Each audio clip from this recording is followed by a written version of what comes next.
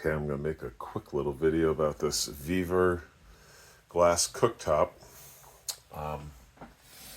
Came in the mail a couple months ago, and I'm finally getting around to installing it. I've procrastinated, but it's the 4 burners. Here's the touch controls.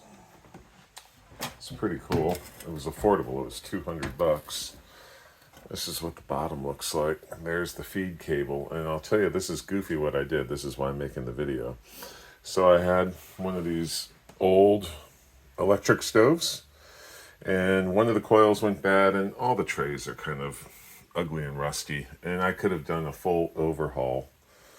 But I've already done it once, and I just didn't want to do it anymore. I wanted to see what a glass cooktop was like.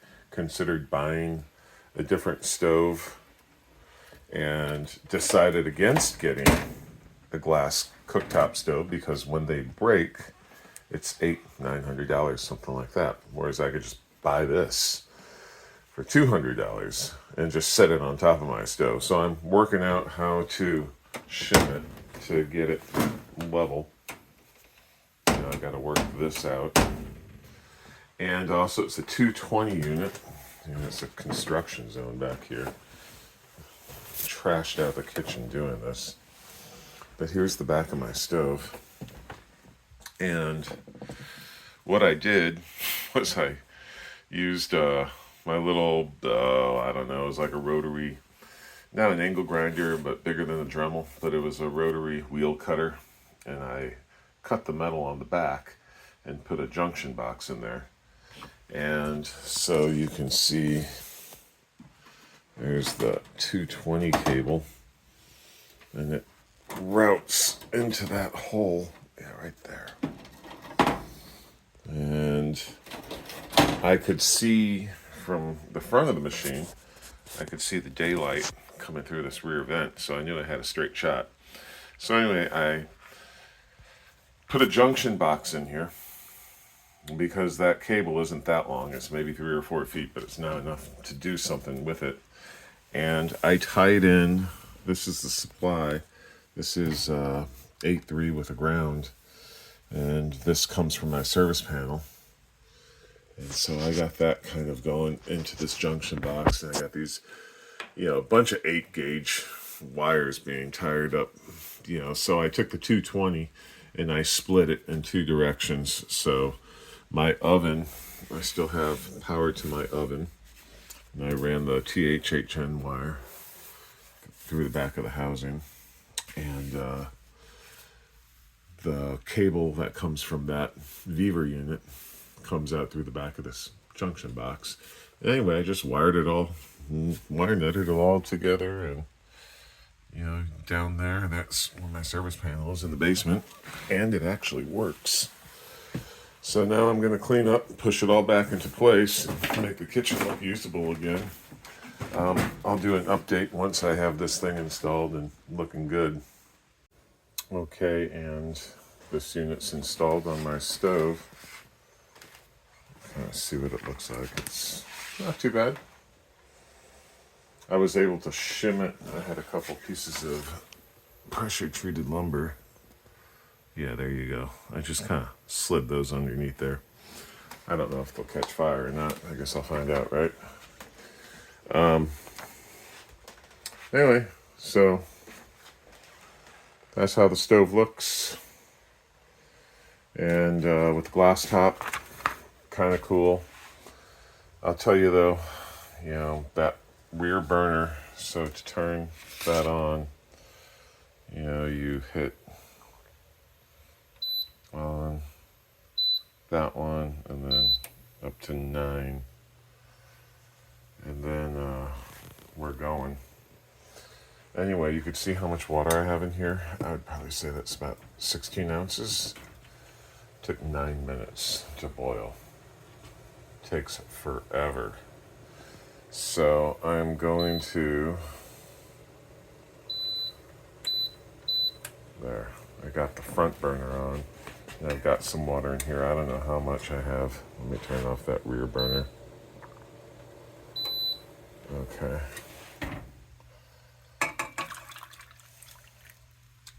So it's 4:46. I'm going to see how long it takes to boil this much water.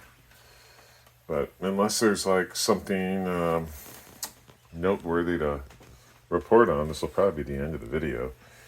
I am completely not impressed with the speed. 9 minutes to boil 16 ounces of water. Come on. You know, I had these electric coils. These things get way hotter.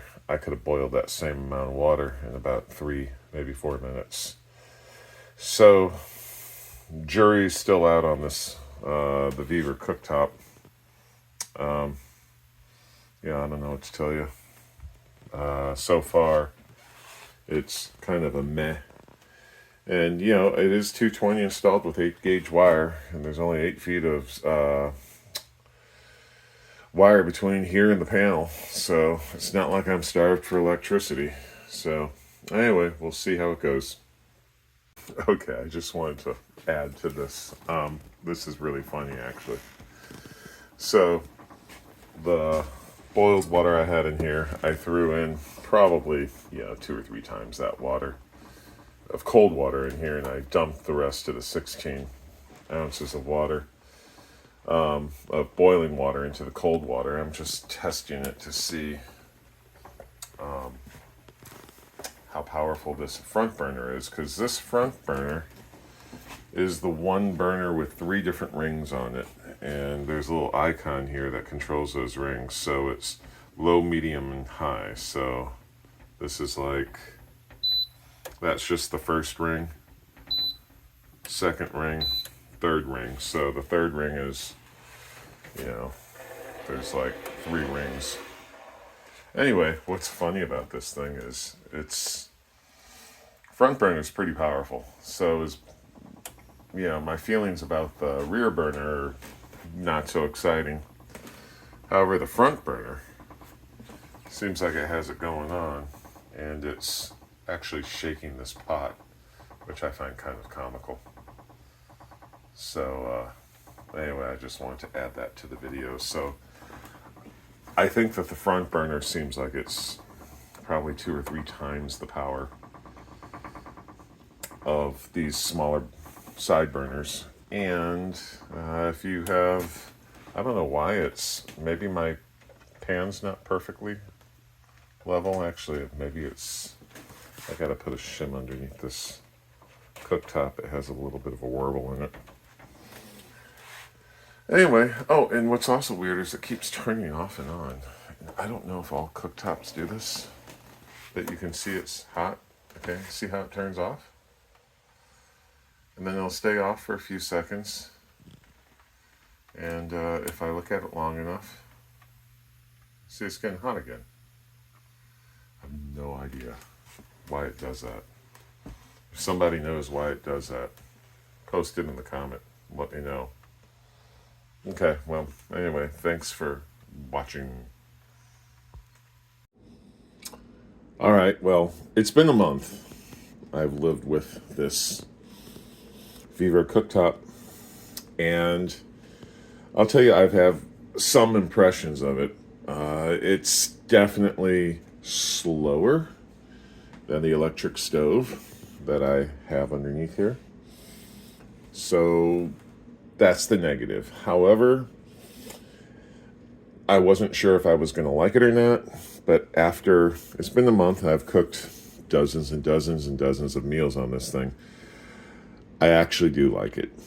And the ability to clean this and wipe this versus the coils is a very acceptable trade-off.